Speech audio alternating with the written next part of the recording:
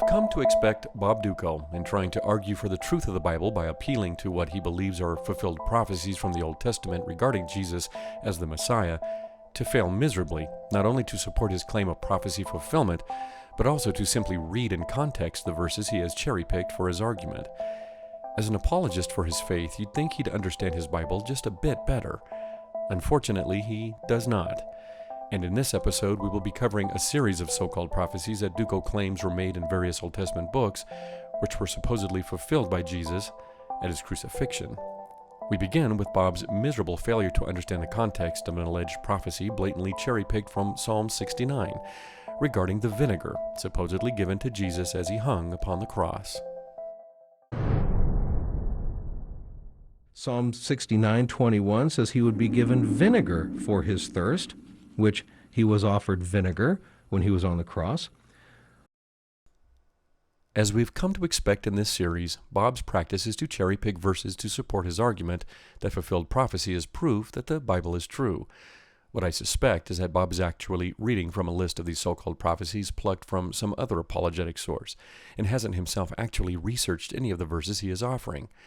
I suspect this because it would be appalling to think Dutko actually looked up verse 21 of Psalm 69, read it, and still believed it was a prophecy concerning an event at Jesus' crucifixion. Verse 21 does not in any sense refer to the Messiah dying on a cross and being offered vinegar for drink. In fact, Dutko isn't even quoting the totality of verse 21, but is instead only quoting from its second half. The first part of that verse states the psalmist would also be given poison for food. It reads, "They put gall in my food and gave me vinegar for my thirst." The Hebrew translated as gall here is rosh and means something venomous, bitter, or poisonous. If we are to believe Bob that Psalm 69 is a prophecy regarding the Messiah, Jesus, when was his food laced with poison? Are we really supposed to chop verses dug from the Hebrew Scriptures in half in order to find prophecies regarding the future Messiah? I actually find it nearly impossible to believe that Bob was aware of the full verse before he uncritically offered it up as a prophecy regarding an event fulfilled by Jesus on the cross, and prefer to think he is merely reading these supposed fulfilled prophecies off a list he found somewhere, or was given, and which was never really proofread. Either that, or we must conclude that Dutko really is that misinformed about the context of the Psalms, not just Psalm 69, but all of them, in order to make such a blatantly absurd assertion about their supposed prophecies. But while Dutko may be unfamiliar with the totality of verse 21 of Psalm 69 as he uncritically offers it as an example of fulfilled prophecy, the authors of the Gospels apparently were not, and at least one went to great lengths to line up his story with a so-called prediction of the psalm. All four Gospels report that Jesus was given some form of vinegar during his crucifixion. John in 1929 writes it was wine vinegar, which is also what Luke claims in 23:36. Mark states that Jesus was offered wine mixed with myrrh in 1523, but it is Matthew, the Gospel author, who most frequently draws his audience's attention to so-called prophecy fulfillment in his story of Jesus, who corrects Mark's version and states specifically that it was vinegar mixed with gall. The Greek word used in Mark, translated into English as myrrh, is smornizo, and does indeed indicate myrrh, a fragrant gum resin obtained from certain trees and used by the ancients in perfumes, medicines, incense, and wine to give it a more mild and pleasant fragrance and flavor. Matthew apparently didn't like Mark's word choice and changed his version to match that of Psalm 69. He chose the Greek chale, indicating a poisonous substance, or something bitter like bile. But again, while the words vinegar and gall exist in the Gospel accounts, as well as in Psalm 69, they don't exactly match. For in Psalm 69, it is the subject's food which is laced with gall, not mixed with the vinegar for his drink, as is indicated in the Gospel accounts. Are we to accept prophecy fulfillment if it is merely close enough? Not only does the author of Psalm 69 claim that he was given vinegar to drink and poison in his food, he also states in verse 5 that he has committed wrongs. "You, God, know my folly. My guilt is not hidden from you." Does Bob believe Jesus to have been guilty of some folly resulting in his crucifixion and subsequent offer of vinegar for drink?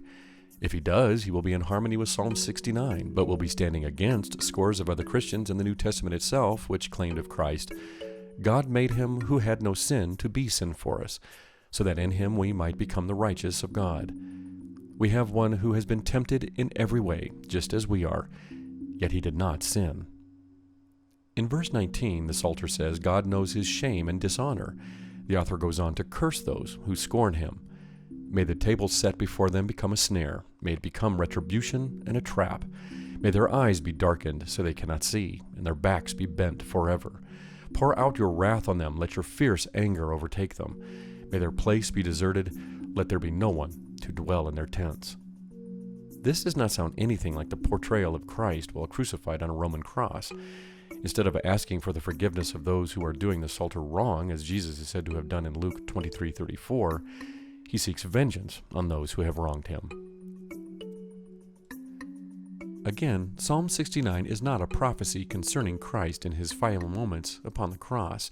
There is nothing about the psalm which indicates the subject is a future Messiah. It is a simple song of lament, like many others found in the book of Psalms. Next, Dutko tries to double dip into a psalm in order to find a couple of fulfilled prophecies. This time, it's Psalm 109. Psalm 109:4, as well as Isaiah 53:12, says he would pray for his enemies. And of course, Jesus on the cross says, Father, forgive them, for they know not what they're doing. You really think Jesus was on the cross right near the point of death and then snapped his fingers and went, oh yeah, that's right, there's a prophecy that I didn't fulfill yet. Let me remember to fulfill Isaiah 53:12 and Psalm 109:4. Psalm 109:25 says people would shake their heads as they did. We just saw in Psalm 69, which Dutko believed prophesied events at Jesus' crucifixion, that the author actually called for vengeance against his enemies. However, now Dutko wants to claim another psalm predicted Jesus would actually pray for his enemies. The verse he has chosen from Psalm 109 reads, In return for my friendship they accuse me, but I am a man of prayer. The verse here doesn't actually state the author is praying for anyone. It merely states he is a man of prayer, or a prayerful man in the face of his adversaries. Other English translations do interpret the text as having the author actively engaged in prayer, but that again does not mean he is praying for his enemies. A strong argument, however, can be made that the author, in fact, is not praying for those responsible for his sufferings, as merely a few verses later he calls upon God to curse those who have done him wrong. The passages read, Appoint someone evil to oppose my enemy. Let an accuser stand at his right hand. When he is tried, let him be found guilty, and may his prayers condemn him. May his days be few. May another take his place of leadership. May his children be fatherless, and his wife a widow. May his children be wandering beggars. May they be driven from their ruined homes. May a creditor seize all he has. May strangers plunder the fruits of his labor. May no one extend kindness to him or take pity on his fatherless children. May his descendants be cut off, their names blotted out from the next generation. May the iniquity of his fathers be remembered before the Lord. May the sin of his mother never be blotted out. May their sin always remain before the Lord, that he may blot out their name from the earth. Is this prayer of Psalm 109 really the equivalent of Luke 23:34's Father, forgive them, for they do not know what they are doing? Maybe only in the befuddled mind of the Apologist it does. And as already covered in our last episode regarding Psalm 22, in which Dutko tried to find prophecy fulfillment in people mocking Christ on the cross, both Psalm 22 and 109 have nothing whatsoever to do with a future Messiah, but both were written, among others in their genre, as laments about someone in a time of trouble. Details like people mocking, sneering, and shaking their heads at the afflicted are to be expected. The verse reads, I am an object of scorn to my accusers. When they see me, they shake their heads. A similar phrase is found elsewhere in the Bible, and so probably was a common saying. See, for example, 2 Kings 19:21.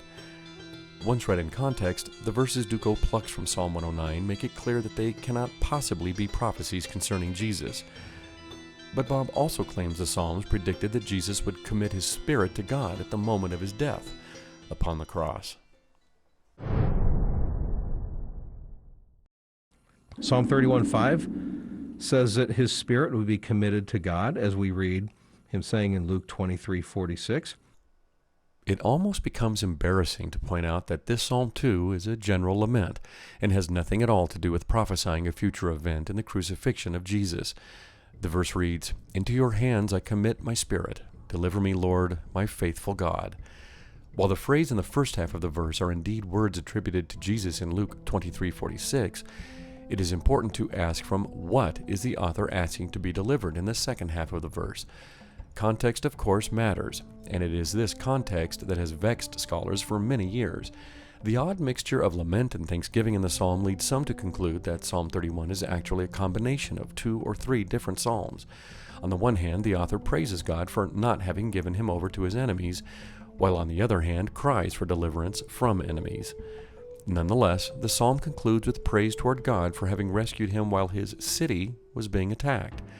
Praise be to the Lord, for he showed me the wonders of his love when I was in a city under siege.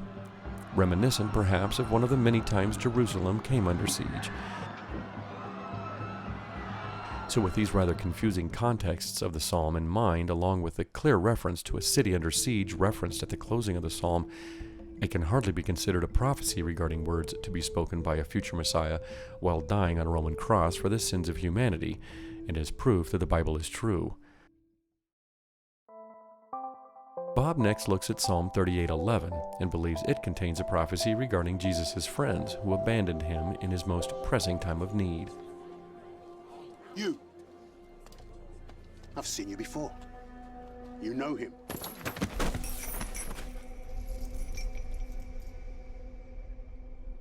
No. I don't know him. His friends would stand off afar, prophesied in Psalm 38:11, which of course was fulfilled in Luke 23:49. As with every other song of lament we've considered thus far, the context of Psalm 38 is in no sense that of a future Messiah dying for the sins of humankind.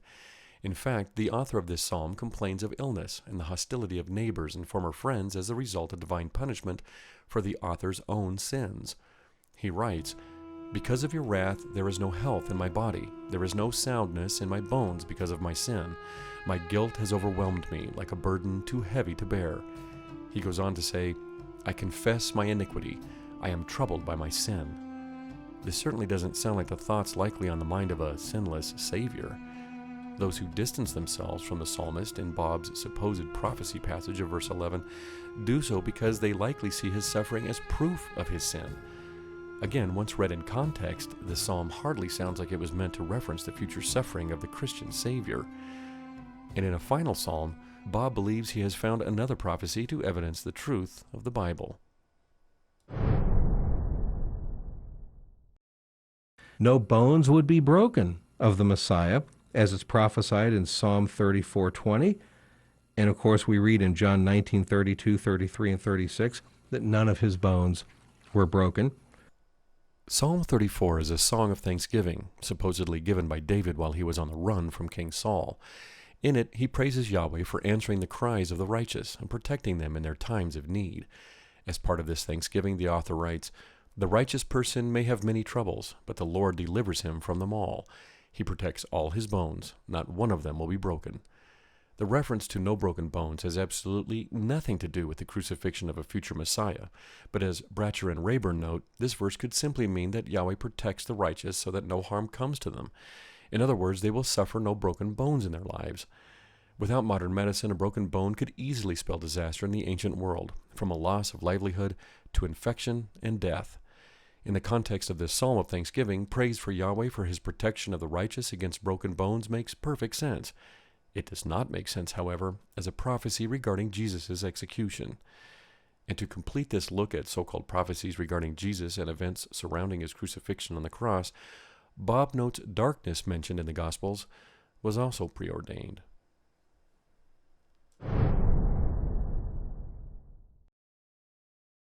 Amos 8:9 says there would be a darkness over the land, and sure enough, the fulfillment of that. Matthew 27:45, now from the 6th hour, darkness fell upon the land until the 9th hour. Without launching into an in-depth study of the book of Amos, which would be a multi-part series in its own right, suffice to say that Amos was not written as a prophecy concerning any specifics to be fulfilled by Jesus in 1st century Judea as he died upon a Roman cross, but was directed instead at the people of Israel itself. Amos was a prophet of the 8th century BCE, during the time of the divided kingdom. He lived in the southern kingdom of Judah under the rulership of Uzziah, but preached in the northern kingdom of Israel under Jeroboam II's rule. Amos's book records his condemnation of various crimes committed against humanity by Gentile nations, but informs Israel that even they have sinned and are guilty of the same crimes. For Amos, Yahweh is angry not just against the nations like the Assyrians, but also angry at Israel herself. Even Israel and Judah will not be exempt from the judgment of Yahweh, because they've turned against the laws of Moses and engaged in idolatry and unjust behavior. What is coming is a judgment known as the Day of the Lord. This will be a day when Yahweh will fight against his enemies and bring about justice. But as Israel is just as guilty of injustice and idolatry as the surrounding nations, she too is an enemy of God. Israel is guilty of injustice toward the innocent, poor, and young women. The soon-to-be-coming day of the Lord will be a day of doom for all who have forsaken the justice of God. There is nothing in Amos to suggest this day will be ushered in by Jesus or signaled by darkness covering the land at his crucifixion.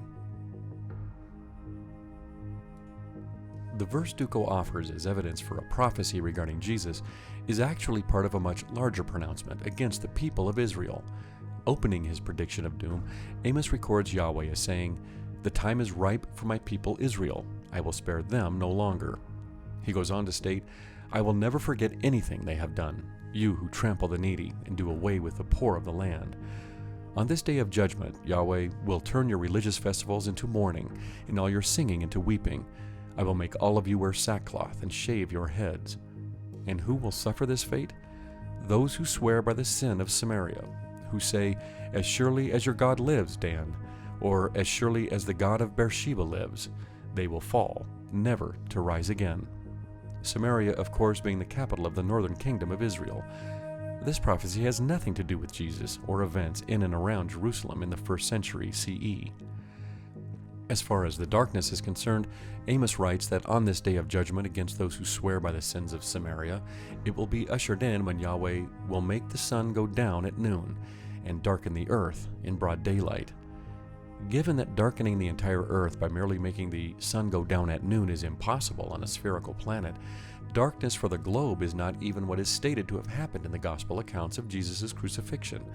Apparently unnoticed by Dutko when he quotes from Matthew 27:45, the darkness merely fell upon the land in the gospel account, not encasing the entire earth as it is in Amos. Amos is describing a worldwide blackout, the Gospels probably only intending to reference the land in and around Jerusalem. In addition, the cause of the darkness is only detailed in Luke's Gospel. Amos specifically states that it will be because the sun goes down. This is possible, of course, on a flat earth, but not on the earth we actually inhabit. For Luke, however, the darkness is caused because the sun stopped shining. These are two completely different things. When the sun dips down below the horizon, does it stop shining? And if it can be made to stop shining, why have it go down out of the sky in order to bring darkness?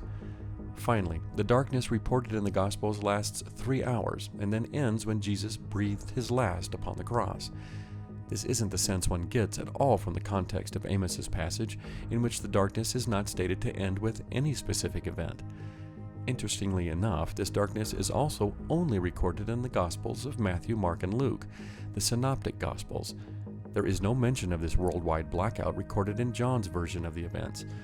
But that really should come as no surprise, since Matthew and Luke both copied heavily from Mark's Gospel, but John did not. So this report of darkness covering the land came originally from Mark's Gospel, and then was lifted and placed in both Matthew's and Luke's. So as we close out this episode in our series, we find that Dutko has failed to find any so-called prophecy from the various books of the Hebrew Bible regarding events around the crucifixion of Jesus, which would support his claim that such fulfilled prophecies provide evidence that the Bible is true. The only evidence we've uncovered is that Bob Dutko is woefully ignorant about the contexts of the Hebrew books from which he has plucked his selective verses. Funding for this program was provided in part by the generous contributions of viewers like you via Patreon. Consider joining them at www.patreon.com/Bible Skeptic. Thank you.